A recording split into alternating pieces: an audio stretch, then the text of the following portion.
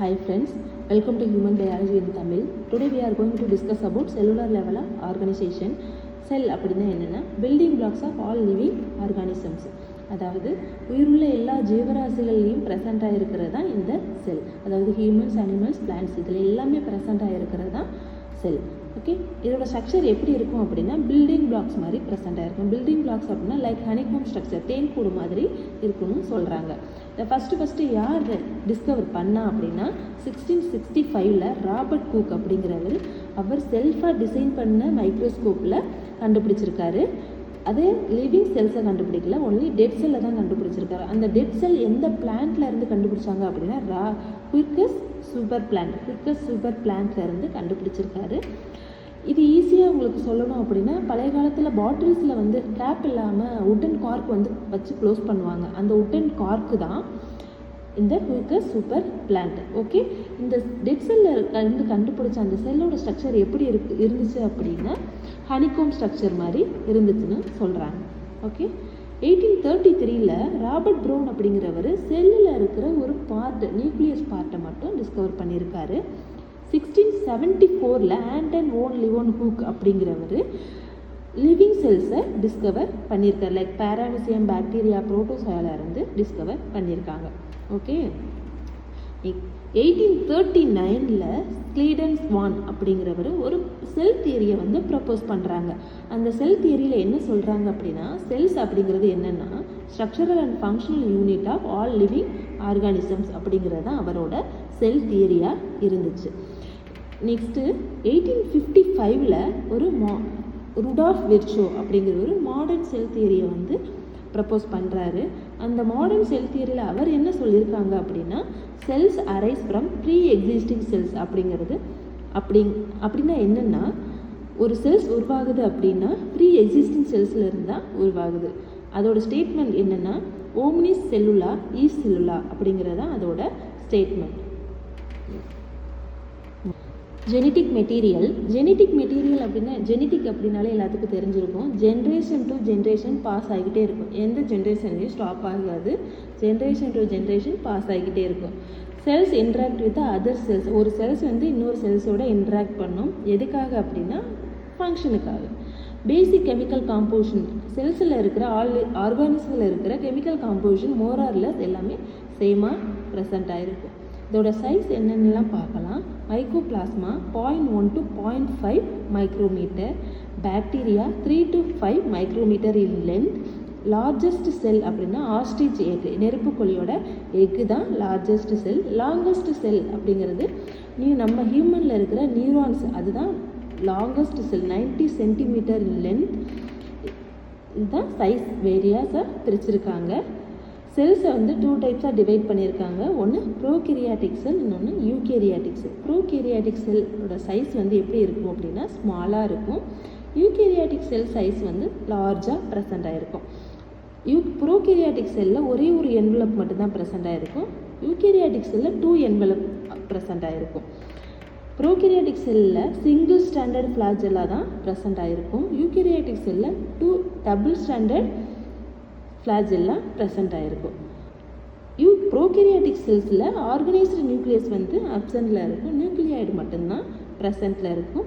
Eukaryotic செல்லில் nucleus ப்ரெசண்ட்டில் இருக்கும். Okay, இது வரைக்கும் ஓகே, ஈஸியாக புரிஞ்சிருக்கும். செல் அப்படின்னா என்ன? A cell is the basic living structural and functional unit of living organism. இதுக்கு முன்னாடியே ப்ரப்போஸ்டு தியரியில் சொன்னது தான் செல் அப்படிங்கிறது structural and functional unit of living organisms. Okay, there are about 200 different types of cells வந்து நம்ம பாடியில் ப்ரெசண்ட் ஆகிருக்குன்னு சொல்லியிருக்காங்க. இந்த ஆல் செல்ஸ் வந்து எப்படி ப்ரொடியூஸ் ஆகுது அப்படின்னா ப்ராசஸ் ஆஃப் செல் டிவிஷன். ஒரு செல்ஸ் அப்படியே இருந்தால் மட்டும் செல்ஸ் வந்து க்ரோ ஆகிடாது, மீன்ஸ் டெவலப் ஆகிடாது. அந்த செல்ஸ் வந்து ஒரு செல்லிருந்து டிவைட் ஆகி பிரிகிறது தான் செல் டிவிஷன்னு சொல்கிறாங்க. அதை நம்ம இனிமேல் வந்து செல் டிவிஷன்னு ஒரு ப்ரீஃபாக ஒரு கிளாஸில் பார்த்துக்கலாம்.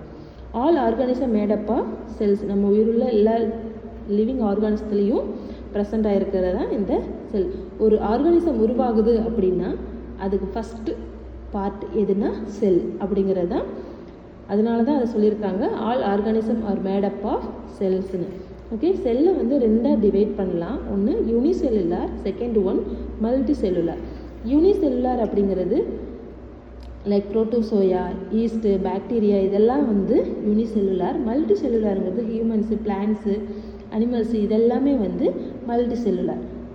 ஃபஸ்ட்டு செல் ஸ்ட்ரக்சரில் ஃபஸ்ட்டு பார்ட் அப்படிங்கிறது என்னென்னா செல் வால். செல் வால் அப்படிங்கிறது தான் first component of cell structure. Cell ஸ்ட்ரக்சர்லேயே ஃபஸ்ட்டு பார்ட்டு செல் வால். இது வந்து எதனால் மேடப் ஆஃப் ஆயிருக்கு அப்படின்னா cellulose and hemi cellulose and pectin. இதனால தான் இந்த 3 காம்போஷனால தான் இந்த செல்வால் வந்து மேடப் ஆஃப் ஆயிருக்கு. இந்த செல்வால் வந்து எல்லா பிளான்ட் செல்ஸ்லேயுமே ப்ரெசண்ட்டாக இருக்கும். பட் அனிமல் செல்ஸில் வந்து ப்ரெசண்ட் ஆகிருக்காது, அது வந்து ஆப்சண்ட்டில் இருக்கும். செல்வாலோட மெயின் ஃபங்க்ஷன் அப்படின்னா என்னென்னா பிளாஸ்மா மெம்பரைனை ப்ரொடெக்ட் பண்ணுறதுக்கும் அதோட ஷேப்பு அண்ட் சப்போர்ட் பண்ணுறதுக்கும். அந்த ஷேப் வந்து இந்த செல்வால் இப்படி தான் இருக்கணும் அப்படிங்கிறத மேடப் அப் ப்ரொடெக்ட் பண்ணுறதுக்கும் அந்த ஷேப் இப்படி தான் இருக்கணுங்கிறத ப்ரொவைட் பண்ணுறதுக்கும் தான் இந்த செல்வாலோட main function. First one protect the plasma membrane and provide shape and support to the cells. இந்த 2 மெயின் ஃபங்க்ஷன் தான் செல்வாலோட ஃபங்க்ஷன். Next second one plasma membrane. Plasma மெம்பரைனோட structure the membrane is composed of proteins. இது வந்து எதனால் made up of ஆயிருக்கு அப்படின்னா proteins and lipids, that means பாஸ்போலிப்பிட்ஸ்னால தான் மேடப் ஆஃப் ஆயிருக்கு. It bind together by non covalent forces. நான் கோவேலன்ட் ஃபோர்ஸ் அப்படின்னா என்ன அப்படின்னா கோவேலன்ட் ஃபோர்ஸ் அப்படிங்கிறது ஒரு அட்ராக்டிவ் ஃபோர்ஸ். அதாவது பிட்வீன் த 2 ஆட்டம்ஸ்க்கு சென்டரில் 2 ஆட்டம்க்கு வந்து அட்ராக்ட் பண்ண வைக்கிற அந்த ஃபோர்ஸுக்கு பேர் தான் நான் கோவேலன்ட் ஃபோர்ஸ் அப்படின்னு சொல்கிறோம்.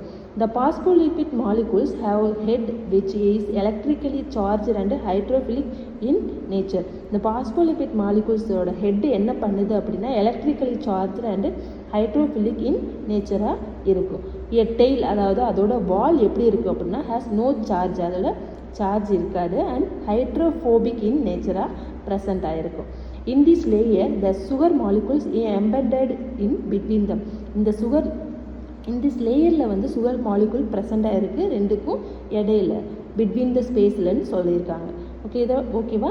பிளாஸ்மா மெம்பரைனோட மெயின் ஃபங்க்ஷன் அப்படிங்கிறது என்னென்னா protection, barrier, second one shape of the cell, fourth one cell junction. அதாவது ப்ரொடக்ட் பண்ணுறதுக்கு பேரியர், ரெண்டுக்கும் இடையில ஸ்பேஸை வந்து பேரியராக இன்றைக்கி ஒரு கேட் மாதிரி இருக்கிறதுக்கு தான் பேரியர்னு சொல்லுவாங்க. ஷேப் ஆஃப் தி செல், ஒரு செல்லுக்கு வந்து ஷேப் கொடுக்குற, இந்த செல் இப்படி தான் இருக்கணுங்கிறத ஒரு ஷேப் ப்ரொவைட் பண்ணணும், அதுதான் ஷேப் ஆஃப் தி செல். செல் ஜங்ஷன்னா 2 செல்லுக்கும் இடையில பிட்வீன் த ஸ்பேஸை தான் செல் ஜங்ஷன்னு சொல்கிறோம். செல் மூமெண்ட் அப்படிங்கிறது ஒரு செல் இன்னொரு செல் மூவ் ஆகிறதுக்கு ஹெல்ப் பண்ணும். Selective permeability and impulse transmission, ஒரு மெசேஜை டிரான்ஸ்மிட் பண்ணுறதுக்கும் இந்த பிளாஸ்மா மெம்பரைன் வந்து ஹெல்ப் பண்ணுது. Third one cytoplasm. சைட்டோபிளாசமில் 2 காம்போனன்ட் இருக்குது. ஒன்று cytosol, second one organelles. Cytosol அப்படின்னா என்னென்னா இது வந்து ஃப்ளூயிட் ப்ரோட்டீன் ஆஃப் சைட்டோபிளாசம். இதில் வந்து ஃப்ளூயிட் ப்ரெசண்ட் ஆகிருக்கும். தட் கண்டைன்ஸ் வாட்டர் 75 to 90% ப்ரெசண்ட்டாக இருக்கும். Ions, amino acids, proteins, lipids, ATP and waste products இதெல்லாம் சேர்ந்தது தான் சைட்டோசெல். ஓகே, ஆர்கனல்ஸில் என்னென்ன சேர்ந்ததெல்லாம் இருக்கும் அப்படின்னா ரிபோசோம்ஸ், எண்டோபிளாஸ்மிக் ரெட்டிகுலம். எண்டோபிளாஸ்மிக் ரெட்டிகுலமில் 2 இருக்குது. ஒன்று ஸ்மூத்தாக இருக்கும், செகண்ட் ஒன் ரஃப்பாக இருக்கும். தேர்ட் ஒன் கோல்கை காம்ப்ளெக்ஸ், கோல்கை அப்பேரட்டஸ்னு சொல்லுவோம். Mitochondria, fifth one nucleus. First one ribosomes அப்படின்னா என்னென்னா டைனி கிரானுல்ஸ், அது சின்ன கிரானுல்ஸாக இருக்கும். அது எதனால் மேடப் அப் ஆயிருக்கு அப்படின்னா ஆர்என்ஏ அண்ட் ப்ரோட்டீனால் மேடப் அப் ஆயிருக்கு. இது வந்து எதை சிந்தசைஸ் பண்ணுது? Synthesis protein from amino acids using ஆர்என்ஏவை யூஸ் பண்ணி ப்ரோட்டீன் அண்ட் அமினோ ஆசிட்ஸை சிந்தசிஸ் பண்ணுது. When this is present in free units in the cytoplasm, the ribosomes make proteins for use within the cell. இந்த இதில் present ஆகிருக்கிற units, அதாவது சைட்டோபிளாஸ்டில் present ஆகிருக்கிற ரிபோசோம்ஸ் ப்ரோட்டீன்ஸை மேக் பண்ணி செல்ஸ் வந்து யூஸ் பண்ணுது for use within the cell. Okay, இதோட மெயின் ஃபங்க்ஷன் அப்படின்னா என்னென்னா ப்ரோட்டீனை சிந்தசிஸ் பண்ணும், ப்ரோட்டீனை ப்ரொடியூஸ் பண்ணும். எதுக்காகனா செல்லுக்காக. Okay, next endoplasmic reticulum. It is the series of interconnecting membranous canals in the cytoplasm. Interconnecting membranous canals in the cytoplasm. ஒவ்வொரு ஒன்றுக்குள்ளே ஒன்றா இன்டர் கனெக்ட் ஆகிட்டே இருக்குது. இது எப்படி கனெக்ட் ஆகிருக்குன்னே கண்டுபிடிக்க முடியாது. அந்த பிக்சரில் பார்த்தா தெரியும், ஒன்றுக்குள்ளே ஒன்று இன்டர் கனெக்டிங், இன்டர்லாக்கிங் அப்படின்னு சொல்கிறோம்ல, அது மாதிரி கனெக்ட் ஆகிருக்கும். அதுதான் எண்டோபிளாஸ்மிக் ரெட்டிகுலம். இதில் 2 டைப்ஸ் இருக்குது, முன்னாடியே சொல்லியிருக்கேன். Smooth endoplasmic reticulum, rough endoplasmic reticulum. Smooth endoplasmic ரெட்டிகுலமில் ரிபோசோம்ஸ் வந்து ப்ரெசென்ட் ஆகிருக்காது, ஆப்சென்ட்டில் இருக்கும். ரஃப் எண்டோபிளாஸ்மிக் ரெட்டிகுலில் வந்து ரிபோசோம்ஸ் ப்ரெசென்ட்டில் இருக்கும். That is synthesize the proteins synthesis பண்ணுறதுக்காக. Okay, next Golgi apparatus, that means Golgi complex.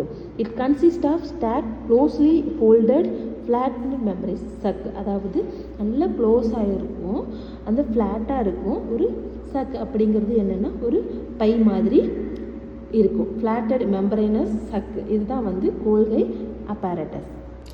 It present all cells. இதில் வந்து எல்லா செல்ஸும் ப்ரெசண்ட்டாக இருக்கும், பட் இஸ் லார்ஜராக இருக்கும் those cells that synthesized and export proteins. இது என்ன பண்ணுன்னா ப்ரோட்டீன்ஸை சிந்தசைஸ் பண்ணும் அண்டு எக்ஸ்போர்ட் பண்ணும். எப்படி எக்ஸ்போர்ட் பண்ணும் அப்படின்னா, இந்த proteins move from endoplasmic reticulum to Golgi apparatus where they are packaged into membrane bound vesicles, means secretory granules அப்படிங்கிற ஒரு இதில் பேக்கேஜாக இருக்கும். இந்த வெசிக்கல்ஸ் ஆர் ஸ்டோர்டு. அந்த வெசிக்கல்ஸ் தான் அதை வந்து மெம்பரைன் பவுண்ட் வெசிக்கல்ஸ்னு சொல்லியிருக்கோம்ல, அதில் வந்து ஸ்டோர் பண்ணியிருக்கோம். வென் நீடட், அதாவது பிளாஸ்மா மெம்பரனுக்கு எப்போ அதிகமாக தேவைப்படுதோ அப்போ வந்து through which the proteins are exported, அப்போது வந்து அதை வந்து எக்ஸ்போர்ட் பண்ணிடும். இதுதான் காம்ப்ளெக்ஸோட work. Okay, next nucleus. Every cell in the body has nucleus with expression of mature RBC. அதாவது எவ்ரி செல், ஒவ்வொரு பாடியில் இருக்கிற எல்லா செல்லையும் வந்து நியூக்ளியஸ் வந்து ப்ரெசண்ட்டாக இருக்கும். வேறு எதில் இல்லை அப்படின்னா ஆர்பிசி செல்ஸில் மட்டும், எக்ஸப்ஷன் ஆஃப் மெச்சூர் ஆர்பிசி செல்ஸில் மட்டும் ப்ரெசன்ட் ஆகிருக்காது.